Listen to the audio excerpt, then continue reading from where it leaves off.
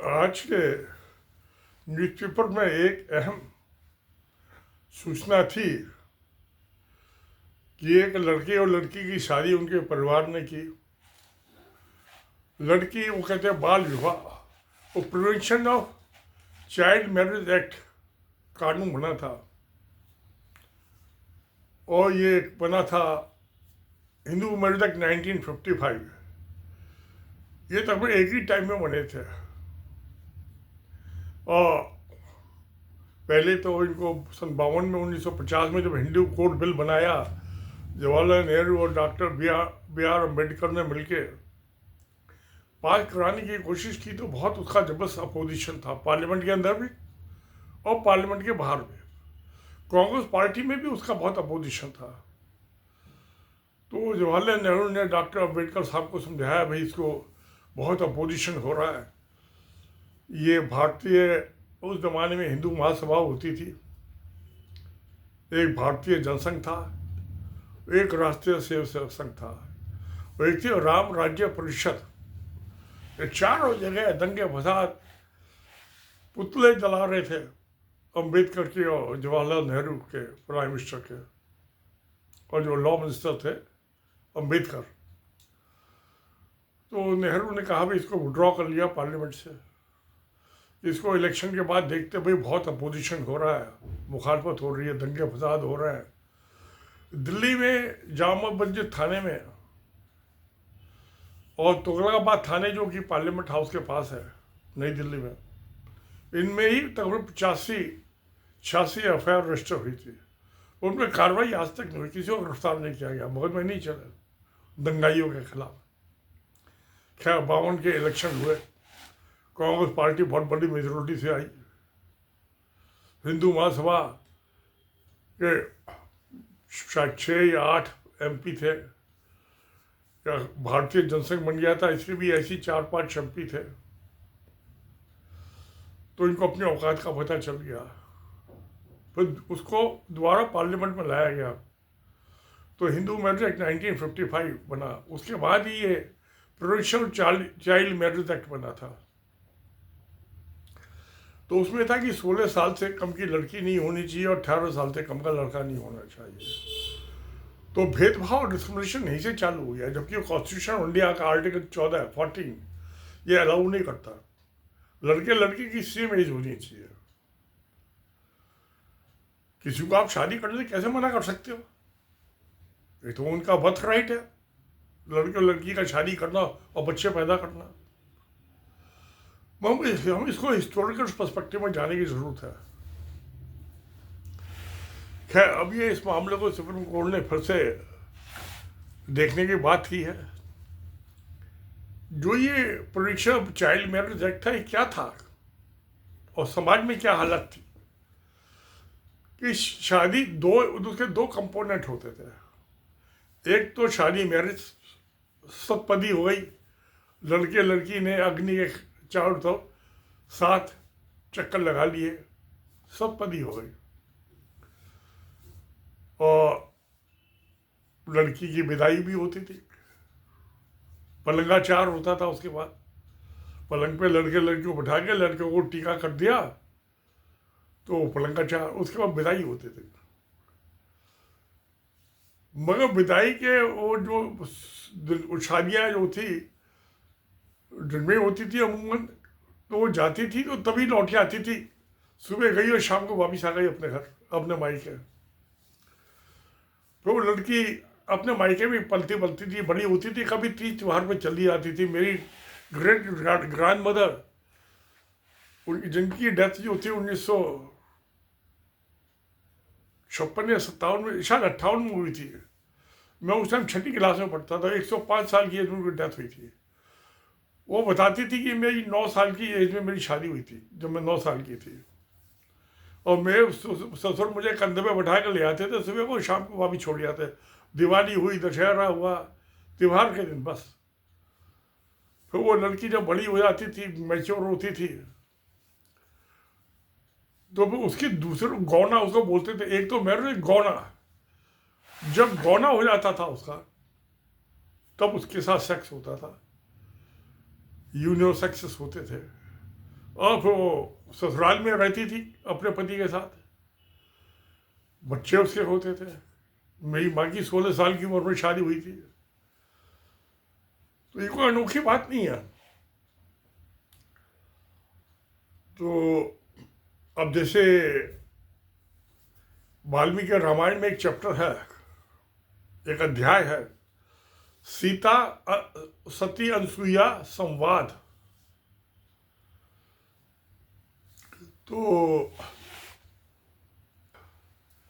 तो मैंने इसका जिक्र अपनी इस किंडल ई बुक नोटबंदी बना भिजड़े के ब्याह में किया इसका जिक्र, क्योंकि सीता और राम में हमेशा विवादी रहता था, लड़ते झगड़ते रहते थे आपस में। उसकी बहुत सी वजह थी। तो है वो सीता ने अनसुईया को बताया, सती अनसुईया, देवी अनसुईया को, जब ये 14 साल वनवास के लिए गए थे तब उसमें गए थे वहाँ। तो सीता ने उसको अनसुईया को बताया कि जब मेरी शादी के टाइम मैं 11 साल की थी और राम 15 साल के थे, तब हमारी शादी हुई। मैं ये 11 साल की एज को बहुत आप मार्क कीजिए, आप अंडरलाइन कीजिए इसको, तब शादी हुई थी। और हम 3 साल तो राजमहल में रहे अयोध्या में। तो सीता हो गई 14 साल की और राम हो गए 18 साल के। वो बच्चे पैदा करने की उम्र हो गई थी। 14 साल की लड़की प्रेग्नेंट हो जाती है, 13-14 साल की आम बात है, पहले होती थी। तो राम 18 साल के हो गए। फिर 14 साल के लिए वनवास में चले गए। तो 14 साल में सीता हो गई 28 साल की, बुढ़ापे की तरफ चल पड़ी। और राम हो गए 31 साल के। बच्चा कोई नहीं हुआ। बड़े अफसोस की बात। इसमें सीता बड़ी दुखी रहती थी, रोती रहती थी। हर औरत की इच्छा होती है कि वो गर्भवती हो, उसके संतान हो, उसके बेटे हो, और बेटे बुद्धिशाली और बलशाली हो, अक्लमंद भी हो, ताकतवर भी हो। हर औरत की कामना होती है, जो राम पूरी नहीं कर पाया। खैर, फिर वो रावण का वो कांड हुआ, क्या हुआ क्या नहीं हुआ, मुझे तो जो वाल्मीकि रामायण में लिखा हुआ है वो तो सच नहीं दिखाई देता। तो सीता को क्या पता क्या हुआ क्या नहीं हुआ। वाल्मीकि ने जो ऋषि थे उन्होंने अपनी किताब में यही लिखा है जो सीता ने बताया कि रावण का कैसा महल था, कैसे सीता रावण के हाथ में हाथ डाल के घूमती रहती थी महल में, कैसे उसको बहुत बढ़िया एक गार्डन में ऑर्नामेंटल में सीता को रखा, उसकी सेवा के लिए नौकर चाकर दिए।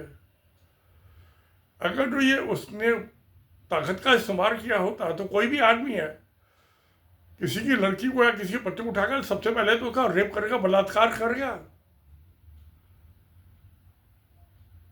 सबसे पहली चीज हो आदमी यही होता है। रावण ने नहीं किया। ना सीता ने कहा कि रावण ने मेरे साथ बलात्कार किया, कभी जोर जबरदस्ती किया। इससे पता चलता है कि रावण सीता को उठा कर ले गया या सीता अपनी मर्जी से गई थी उसके साथ। दोनों ही बातें मुमकिन है। अब बहुत पुरानी बात हो गई तो हम क्या कहें कि क्या सच है क्या झूठ है, किसने झूठ लिखा किसने सच लिखा। और तुलसीदास ने जो रामचरितमानस, तुलसीदास की मुलाकात हुई नहीं ना राम से ना सीता से। वो तो बादशाह अकबर के जमाने में हुआ था, उससे 1500 साल बाद इस कांड के। मगर वाल्मीकि चश्मीश गवाता था। 2 दफे हवन में वाल्मीकि जब गए थे, राम भी गए थे वहां, और जब वो लव कुश उसके बच्चे पैदा हुए तो वाल्मीकि ने कहा तुम्हारे बेटे हैं। राम को राम नहीं माना कि ये मेरे बेटे हैं। वाल्मीकि ने 2 दफा कसम खा के कहा सब ऋषि मुनियों के सामने कि ये मैं कसम खा के कहता हूं जितनी मेरी तपस्या है कि आपके बेटे हैं। राम ने नहीं माना। नफरत की आग में जलता रहा, सीता के खिलाफ जंगल में छुड़वा दिया था उसे, लक्ष्मण को कह गए गंगा पार की शेठ सीते खाया। मैं जहाँ सीता रहती थी वाल्मीकि आश्रम में गया था, वहाँ मैं, मेरा छोटा भाई महेश, उस सीता की रसोई के नाम से मशहूर है वो जो जंगल है, नेचुरल फॉरेस्ट है कार्बेट नेशनल पार्क में। आजकल वो उत्तराखंड में है, कोसी नदी के साथ साथ। तो मैं वहां पे भी गया था जब सीता रही थी वाल्मीकि आश्रम में। खैर, अब हम इसमें बायोलॉजिकल बाप कौन था वो तो राम का ही डिस्प्यूटेड है।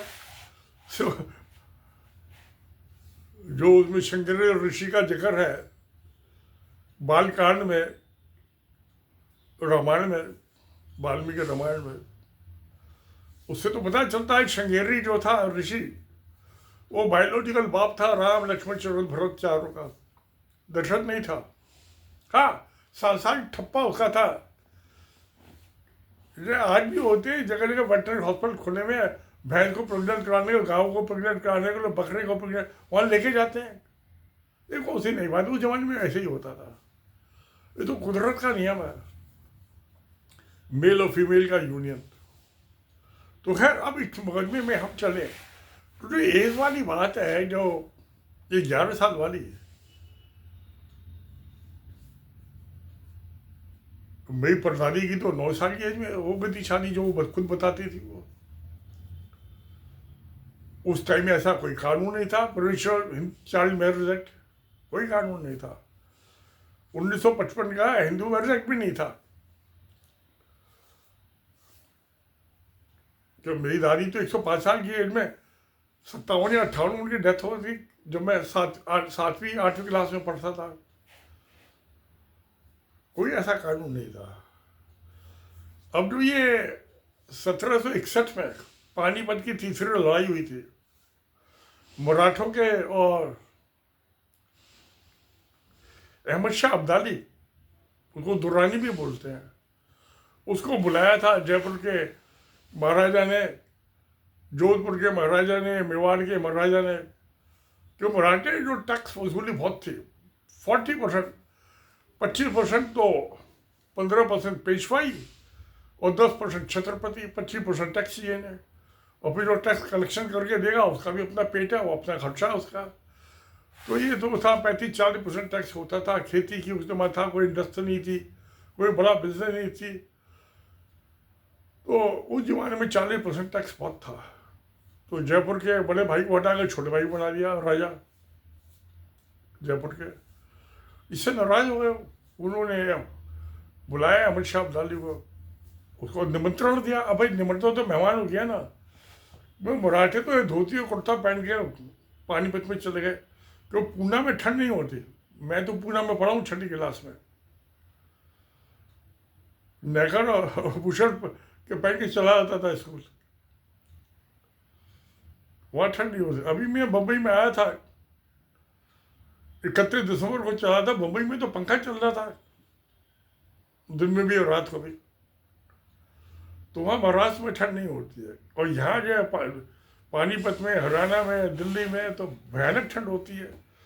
टेम्परेचर रात को 4 डिग्री से भी नीचे चला जाता है। तो 3 महीने फौजें पड़ी रही, मराठों की लड़ाई नहीं हुई। अहमद शाह अब्दाली वापिस जाओ तो ठंड के अफगानिस्तान से आया था, तो वो तो ठंड का इलाका था, उसको तो आदत थी ठंड की। इनकी आदत नहीं थी, हार गए पानीपत में। अब उसको जो पेशवा साहब थे वो तो निजाम से लड़ने में लगे हुए थे दक्कन में, हैदराबाद के निजाम से। और यहाँ पानीपत में अपने छोटे भाई को भेज दिया, अपने बेटे को भेज दिया लड़ने।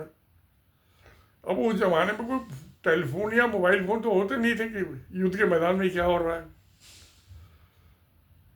सूचना मिलती थी, बाल बाल को सूचना भेज रहे थे, फौज लेके आओ, वो कहता हर रोज मैं इससे निपट के आता हूँ निजाम से। लेट हो गए तो पूना से चले, पैदल ही चलते थे उस समय में। कोई मोटरसाइकिल या स्कूटर, ये कार या ट्रक तो नहीं थे ना, रेलगाड़ी थी ना हवाई जहाज थे। पैदल चले और झांसी तक पहुंचे और उसके बाद ग्वालियर तक। अब वहाँ पे जो महाराजा धीराज थे ग्वालियर के, पेशवा के तो नौकर थे, सूबेदार थे, उनके लिए 11-11 साल की लड़कियां ढूंढ रहे थे पेशवा साहब के साथ के लिए। तो 2-3 लड़कियां उन्होंने पसंद की, फिर उनके नीचे जो सरदार थे फौजी उन्होंने भी पसंद की। तो जब उससे आगे बढ़ने लगे ग्वालियर से, तो उन्हें सूचना मिली कि जी पानीपत में तो हार गई, उनके छोटे भाई और बेटे दोनों मारे गए और फौज जो है इधर उधर भाग गई अपनी जान बचाने के लिए पानीपत से। कुछ ये पहाड़ों की तरफ चले गए, अल्मोड़ा वगैरह, वहाँ से भाग के पानीपत से जमुना पार करके। तो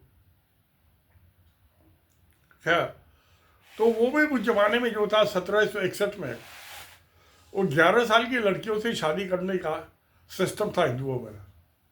मुसलमानों में तो मुझे पता नहीं, उनका में भी होगा, ऐसे ही होगा कुछ, शादी से भी कम की एज का हो। क्या उससे क्या लेना देना मुझे, मैं तो हिंदुओं की बात कर रहा हूँ, क्योंकि ये मुकदमा जो सुप्रीम कोर्ट में आया है हिंदुओं का आया है। मुस्लिम लॉ में भी बच्चों की शादियां होती हैं, आज भी होती हैं। 11-12 साल की शादी की वैलिड है। तो क्या हुआ, अभी ये मुकदमे में 2-3 चीजें हैं जो उन्होंने कहा। एक तो डिस्क्रिमिनेशन, कि वो लड़की जब वो बालिग होगी, यानी कि 18 साल की होगी, उसके 2 साल के अंदर अंदर वो कोर्ट में एप्लीकेशन फाइल कर सकती है कि मेरी शादी नलीफाई कर दो, जो मेरी चाइल्ड मैरिज थी, यानी कि जब मैं 18 साल से कम की थी। तो यानी कि वो लड़की 20 साल की एज तक कोर्ट में जा सकती है अपनी मैरिज को नलीफाई कराने के लिए। और लड़का जो है 2 साल का, 21 के बाद जो है वो 23 साल की एज तक जा सकता है। तो लड़की 20 और लड़का 23, ये डिस्क्रिमिनेशन हो गया, बहुत हो गया, दोनों का बराबर होना चाहिए। तो एक तो सुप्रीम कोर्ट के सामने ये मुद्दा हुआ, लड़की लड़की सब बराबर है। हो सकता है लड़की जो है लड़के से ज्यादा इंटेलिजेंट हो, पढ़ी लिखी हो, कोई जरूरी नहीं कि लड़के में ज्यादा अकल हो, लड़की में भी हो सकती है, दोनों में ही हो सकती है। तो एक तो सुप्रीम कोर्ट के सामने मुकदमा हुआ, उन्होंने कहा जी ये मैं तो 20 साल तक एप्लीकेशन ला सकती हूँ और मेरा हस्बैंड जो 23 साल की उम्र तक ला सकता है, 21 + 2 = 23। तो ये डिस्क्रिमिनेशन गलत है, ये बराबर होना चाहिए। और शादी की एज भी ये बराबर होनी चाहिए। अगर लड़के का 21 हो तो फिर लड़की की भी 21 करो, और लड़की 18 साल की होती तो लड़के की भी 18 साल की करो, बात जायज है। 18 साल की एज में तो यंग हो जाते हैं, यूनिसेक्स की वजह से हो सकती है, वो तो 15-16 साल की उम्र में हो सकती है लड़के लड़की की। अब तो मैं 80 साल का हो गया, जो मुझे पता है ना 15-16 साल का कितना शरीफ आदमी था। लड़के लड़कियों को छेड़ने लगते हैं, लड़कियां लड़कों को छेड़ने लगती हैं।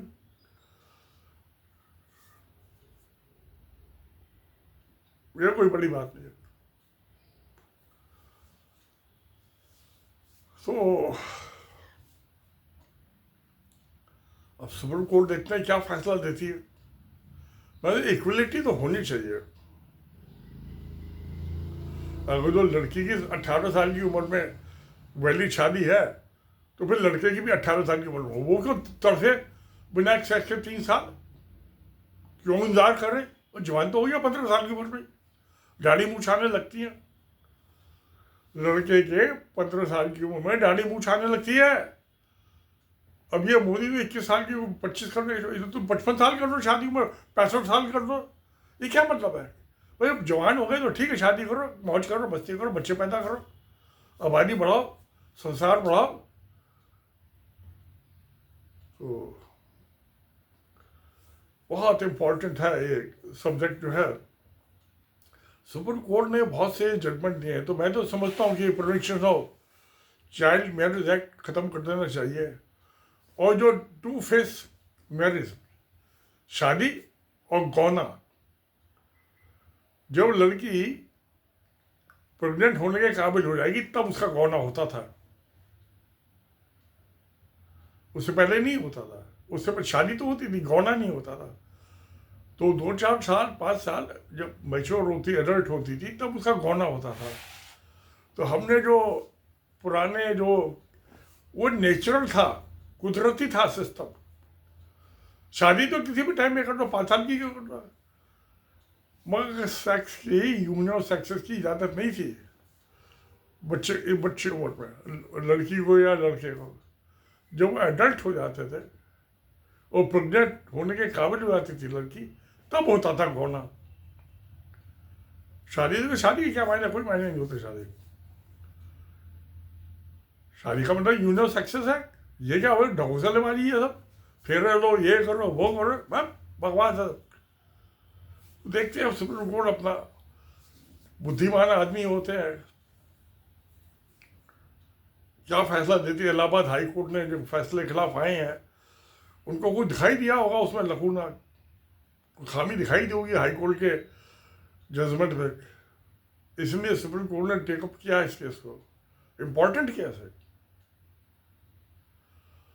तो अच्छी बात है, देखते हैं आ जाएगा जजमेंट। अब इसकी हमेशा मार्च की डेट लगाई है हियरिंग की, अभी जनवरी चल रहा है, पता चल जाएगा, हो जाएगा फैसला। सुप्रीम कोर्ट में देर तो लगती है, पेंडेंसी है, मगर इंसाफ मिलेगा इस बात की कोई गारंटी नहीं है। इंसाफ तो कुदरत करती है, नेचर करती है, इंसाफ इंसान नहीं करता। इंसान तो अपने अकल के मुताबिक दे देता है फैसला। तो वो सुप्रीम कोर्ट के जज मेरा आपसे जैसे ज़्यादा अकलमंद थोड़ा ना है। तो मैं समझता हूँ कि जो सीता और राम का शादी हुई, हिंदुओं के लिए वही चीज़ लागू कर देनी चाहिए। और कम से कम जो राम के भक्त हैं उन पे तो ये लागू कर ही देनी चाहिए कि भैया तुम अपनी लड़की की 11 साल की उम्र शादी करो, लड़के की करो, और फिर 14 साल के बनवास चले जाओ। असली राम भक्त तो तभी बना ना जो सीता और राम को माने, उसके साथ अपना जीवन ढाले, अपना जीवन बिताए। नहीं किया तो हिंदू ही नहीं हुआ, राम भक्त नहीं हुआ, वो तो देशद्रोही हो गया, राम द्रोही हो गया, धर्म विरोधी हो गया। ऐसे आदमी को तो जेल में डाल देना चाहिए, दंगा करके जेल में डाल दो, कोई खाना पीना नहीं मत दो। तो कुछ कानून जो है बनाए उन्होंने मॉडर्नाइज करने के लिए, आधुनिकीकरण करने के लिए, मगर समाज ने उसको पूरी तरह एक्सेप्ट नहीं किया, मंजूर नहीं किया। उम्मीद कर रहा हूँ नेहरू ने कोशिश तो की, सती भी रोकने की कोशिश की, सती भी 76 में अल्टीमेटली राजस्थान वालों ने आज भी होती है, औरतों को जला देते हैं हिंदू तो कभी किसी नाम से कभी किसी नाम से। दिल्ली में बहुत औरतों को जलाने के, मैंने अपनी इसमें किताब में नोटबंदी बनाम हिजड़े के ब्याह में जिक्र किया कि वो राम ने जो अपनी बीवी को जलाने की कोशिश की, अग्नि परीक्षा, वो राम के फॉलोअर अपनी बीवी को जलाने की कोशिश करते हैं, जो उसको जलाने, बीवी को जलाने की कोशिश कर रहे हो। तो भैया ये भी तो शादी की भी तो बात मान लो, और वनवास भी तो जाने की बात मान लो। शादी करो और वनवास में चले जाओ 3 साल के बाद। 28 साल के उस जमाने में तो कोई मेडिकल फैसिलिटी नहीं, कुछ नहीं था, तो 22-23 साल की उम्र और बूढ़ी हो जाती थी, इसमें सीता बड़ी दुखी रहती थी। राम उसको प्रेग्नेंट नहीं कर रहा था, शायद काबिलियत नहीं होगी उसमें, जैसे उसके बाप में दशरथ में नहीं थी। तो ये बहुत सी चीज़ें होती हैं संसार में। कहते हैं कि हर समाज में से, हिंदुस्तान में ही नहीं, सारे दुनिया में